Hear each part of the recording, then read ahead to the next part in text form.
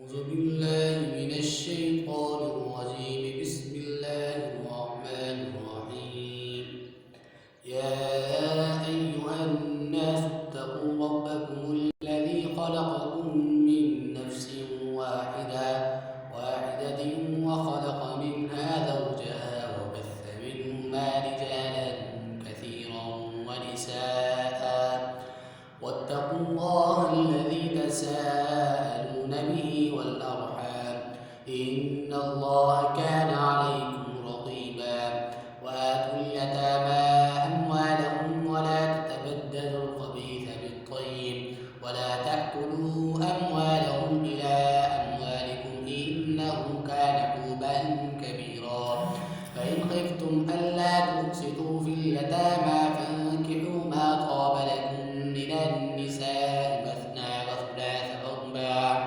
فإن خفتم ألا تعدلوا فواحدة أو ما ملكت أيمانكم ذلك أدنى ألا تعولوا. وآتوا النساء صدقاتهن نحلة.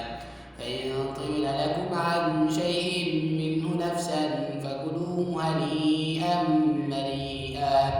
ولا تؤتوا السفهاء أموالكم التي جعل الله لكم قياما وارزقوهم فيها واكسوهم وقولوا لهم قولا معروفا. وابتلوا اليتامى حتى إذا بلغوا النكاح فإن آنستم منهم رشدا فادفعوا إليهم أموالهم ولا تأكلوها إسرافا وبدارا أن يكبروا. ومن كان غنيا فليستعفف ومن كان فقيرا فليأكل بالمعروف. فإذا دفعتم إليهم أموالهم فأشهدوا عليهم وكفى بالله حسيبا. للرجال نصيب مما ترك الوالدان والأقربون وللنساء نصيب مما ترك الوالدان والأقربون مما قل منه أو كثر نصيبا مفروضا. وإذا حضر القسمة أولو القربى واليتامى والمساكين فارزقوهم منه وقولوا لهم قولا معروفا. وليخشى الذين لو تركوا من خلفهم ذرية ضعافا خافوا عليهم فليتقوا الله وليقولوا قولا سديدا.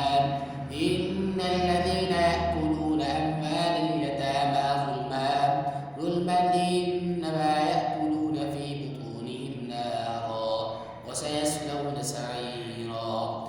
يوصيكم الله في أولادكم للذكر مثل حظ الأنثيين.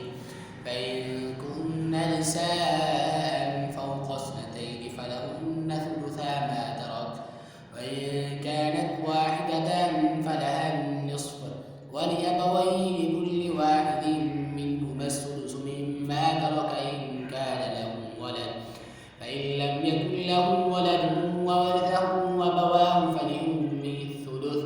فإن كان له إخوة فلأمه السدس من بعد وصية يوصي بها أو دين. آباؤكم وأبناؤكم لا تدرون أيهم أقرب لكم نفعا فريضة من الله إن الله كان عليما حكيما. ولكم نصف ما ترك أزواجكم إن لم يكن لهن ولد. فإن كان لكم ولد فلهن السدس مما تركتم من بعد وصية يوصين بها أو دين. ولهن الربع مما تركتم إن لم يكن لكم ولد. فإن كان لكم ولد فلهن الثمن مما تركتم من بعد وصية توصون بها أو دين. وإن كان رجل يورث كلالة أو امرأة وله أخ أو أخت فلكل واحد منهما السدس. فإن كانوا أكثر من ذلك فهم شركاء في الثلث من بعد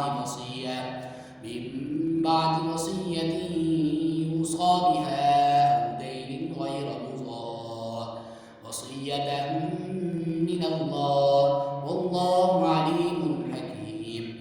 تلك حدود الله ومن يطع الله ورسوله يدخله جنات تجري من تحتها الأنهار خالدا فيها وله عذاب مهين. واللاتي يأتين الفاحشة من نسائكم فاستشهدوا عليهن أربعة منكم فإن شهدوا فأمسكوهن في البيوت حتى يتوفاهن الموت أو يجعل الله لهن سبيلا. واللذان يأتيانها منكم فآذوهما فإن تابا وأصلحا فأعرضوا عنهما إن الله كان توابا رحيما. إنما التوبة على الله للذين يعملون بالسوء إنما التوبة على الله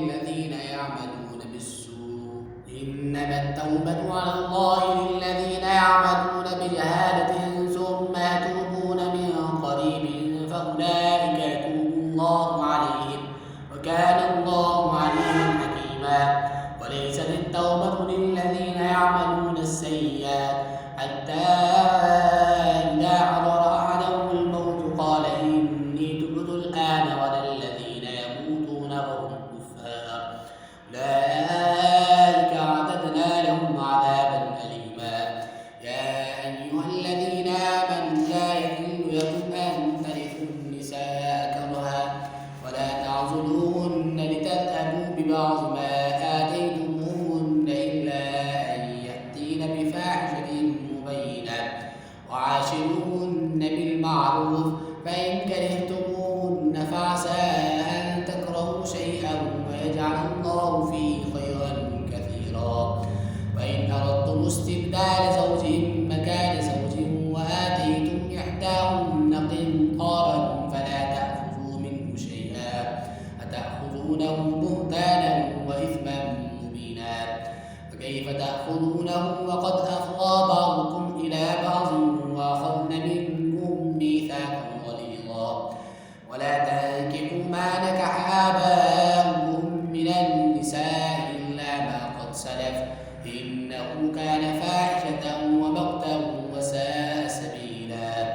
حرمت عليكم أمهاتكم وبناتكم وأخواتكم وعماتكم وخالاتكم وبنات الأخ وبنات الأخت وأمهاتكم اللاتي أرضعنكم وأخواتكم من الرضاعة وأمهات نسائكم وربائبكم اللاتي في حجوركم من نسائكم اللاتي دخلتم بهن فإن لم تكونوا دخلتم بهن فلا جناح عليكم وحلائل أبنائكم الذين من أصلابكم وأن تجمعوا بين الأختين إلا ما قد سلف إن الله كان غفورا رحيما.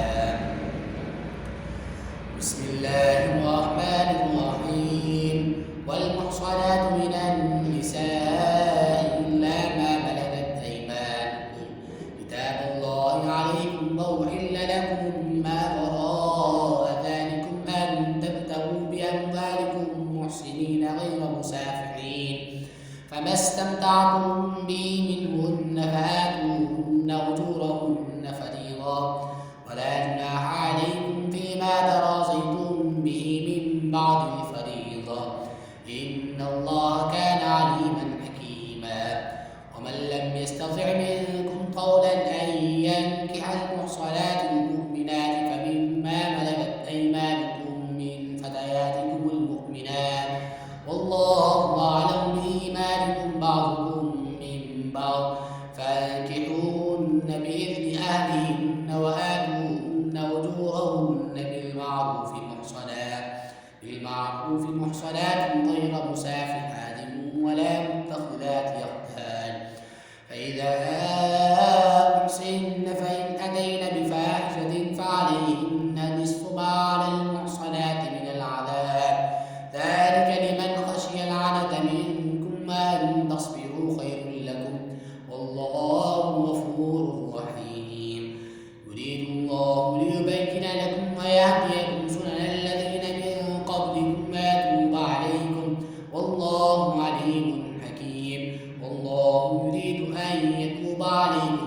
ويريد الذين يتبعون الشهوات أن تميلوا ميلا عظيما.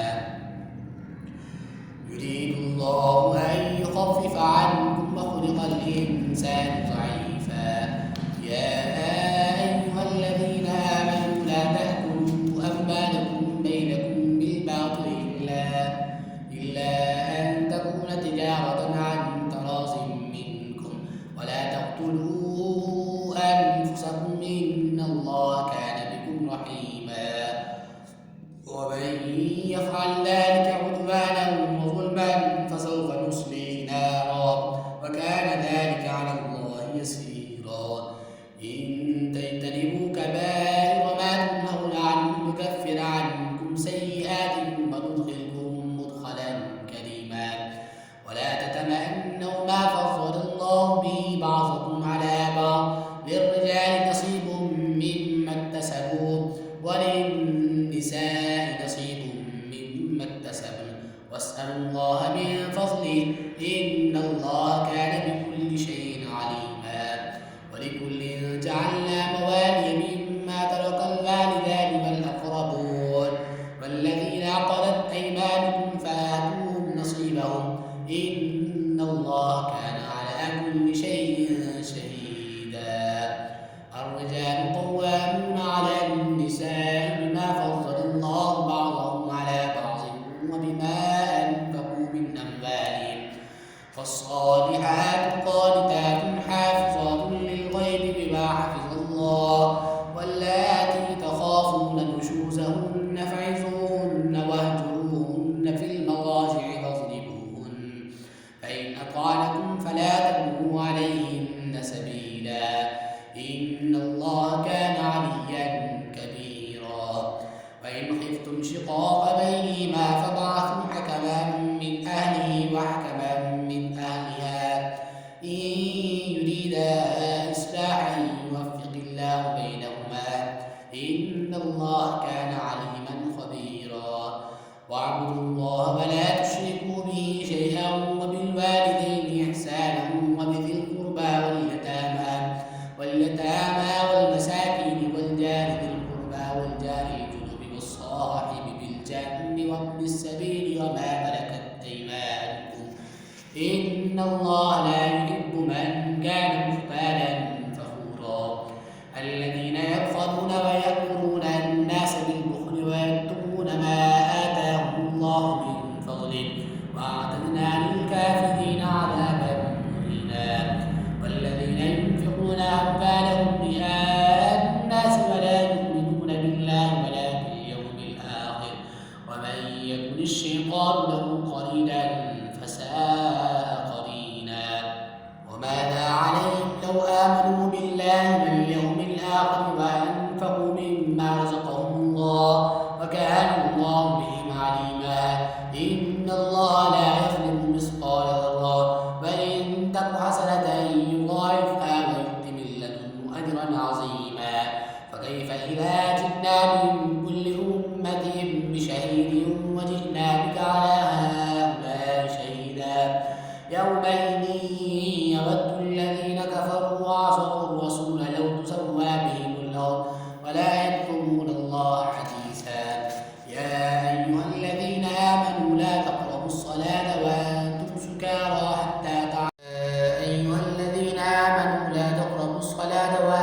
سكارى حتى تعلموا ما تقولون ولا جنبا إلا عابري سبيل حتى تغتسلوا. فإن كنتم مرضى أو على سفر أو جاء أحد منكم من الغائط أو لامستم النساء فلم تجدوا ماء فتيمموا صعيدا طيبا فامسحوا بوجوهكم وأيديكم إن الله كان عفوا غفورا. ألم تر إلى الذين أوتوا نصيبا من الكتاب يشترون الضلالة ويريدون أن تضلوا السبيل والله أعلم بأعدائكم وكفى بالله وليا وكفى بالله نصيرا. من الذين هادوا يحرفون الكلم عن مواضعه ويقولون سمعنا وعصينا واسمع غير مسمع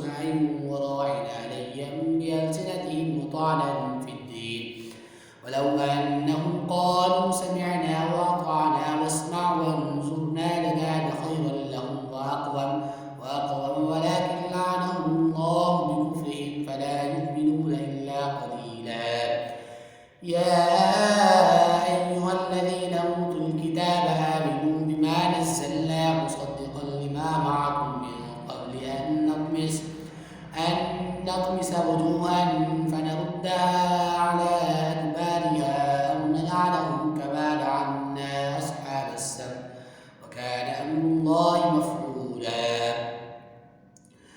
إن الله لا يغفر أن يشرك به ويغفر ما دون ذلك لمن يشاء ومن يشرك بالله فقد ضل ضلالا بعيدا. انظر كيف يفترون على الله الكذب وكفى به إثما مبينا. ألم تر إلى الذين أوتوا نصيبا من الكتاب يؤمنون بالجبت والطاغوت ويقولون للذين كفروا هؤلاء أهدى من الذين آمنوا سبيلا. أولئك الذين لعنهم الله ومن يلعن الله فلن تجد له سبيلا. أولئك الذين لعنهم الله ومن يلعن الله فلن تجد له نصيرا. أم لهم نصيب من الملك فإذا لا يؤتون الناس نقيرا. أم يحسدون الناس على ما آتاهم الله من فضله فقد آتينا آل إبراهيم الكتاب والحكمة وآتيناهم ملكا عظيما. فمنهم من آمن به ومنهم من صد عنه وكفى بجهنم سعيرا. إن الذين كفروا بآياتنا سوف نصليهم نارا كلما نضجت جلودهم بدلناهم جلودا غيرها ليذوقوا العذاب إن الله كان عزيزا حكيما. والذين آمنوا وعملوا الصالحات سندخلهم جنات تجري من تحتها الأنهار خالدين فيها أبدا لهم فيها أزواج مطهرة وندخلهم ظلا ظليلا. إن الله يأمركم أن تؤدوا الأمانات إلى أهلها وإذا حكمتم بين الناس فاحكموا بالعدل إن الله نعم ما يعظكم به إن الله كان سميعا بصيرا. يا أيها الذين آمنوا أطيعوا الله وأطيعوا الرسول وأولي الأمر منكم فإن تنازعتم في شيء فردوه إلى الله والرسول إن كنتم تؤمنون بالله واليوم الآخر ذلك خير وأحسن تأويلا. ألم تر إلى الذين يظنون أنهم آمنوا بما أنزل إليك وما أنزل من قبلك يريدون أن يتحاكموا إلى الطاغوت فقد أمروا أن يكفروا به ويريد الشيطان أن يضلهم ضلالا بعيدا. وإذا قيل لهم تعالوا إلى ما أنزل الله وإلى الرسول رأيت المنافقين يصدون عنك صدودا. فكيف إذا أصابتهم مصيبة بما قدمت أيديهم ثم جاءوك يحلفون بالله إن أردنا إلا إحسانا وتوفيقا. أولئك الذين يعلم الله ما في قلوبكم فأعرض عنهم وعظهم وقل لهم في أنفسهم قولا بليغا. وما أرسلنا من رسول إلا ليطاع بإذن الله ولو أنهم إذ ظلموا أنفسهم جاءوك فاستغفروا الله واستغفر لهم الرسول لوجدوا الله توابا رحيما. فلا وربك لا يؤمنون حتى يحكموك فيما شجر بينهم ثم لا يجدوا في أنفسهم حرجا مما قضيت ويسلموا تسليما. ولو أنا كتبنا عليهم أن اقتلوا أنفسكم أو اخرجوا من دياركم ما فعلوا إلا قليل منهم ولو أنهم فعلوا ما يوعظون به لكان خيرا لهم وأشد تثبيتا وإذا لآتيناهم من لدنا أجرا عظيما ولهديناهم صراطا مستقيما. ومن يطع الله والرسول فأولئك مع الذين أنعم الله عليهم من النبيين والصديقين والشهداء والصالحين وحسن أولئك رفيقا. ذلك الفضل من الله ومن يلعن الله فلن تجد له له نصيب من الملك فإذا لا يؤتون الناس نقيرا أم يحسدون الناس على ما آتاهم الله من فضله فقد آتينا آل إبراهيم الكتاب والحكمة وآتيناهم ملكا عظيما فمنهم من آمن به ومنهم من صد عنه وكفى بجهنم سعيرا إن الذين كفروا بآياتنا سوف نصليهم نارا كلما نضجت جلودهم بدلناهم جلودا غيرها ليذوقوا العذاب إن الله كان عزيزا حكيما يا أيها الذين آمنوا خذوا حذركم فانفروا ثبات أو انفروا جميعا وإن منكم لمن ليبطئن فإن أصابتكم مصيبة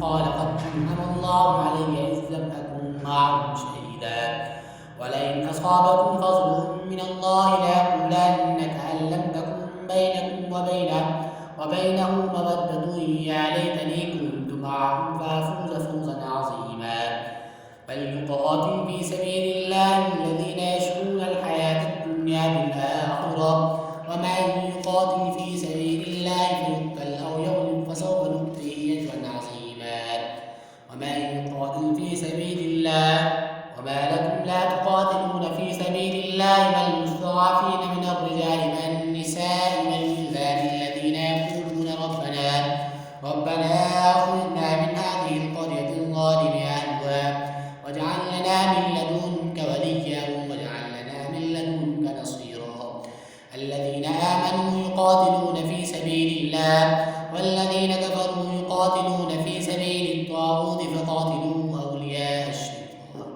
إن كيد الشيطان كان ضعيفا ألم تر إلى الذين قيل لهم كفوا أيديكم وأقيموا الصلاة وآتوا الزكاة فلما كتب عليهم القتال إذا فريق منهم يخشون الناس كخشية الله أو أشد خشية وقالوا ربنا لم كتبت علينا القتال لولا أخرتنا إلى أجل قريب والمتاع الدنيا قليل والآخرة خير لمن اتقى ولا تظلمون فتيلا أينما تكونوا يدرككم الموت ولو كنتم في بروج مشيدة وإن تصبكم حسنة يقولوا هذه من عند الله وإن تصبهم سيئة يقولوا هذه من عندك قل كل من عند الله فما لهؤلاء القوم لا يكادون يفقهون حديثا ما أصابك من حسنة فمن الله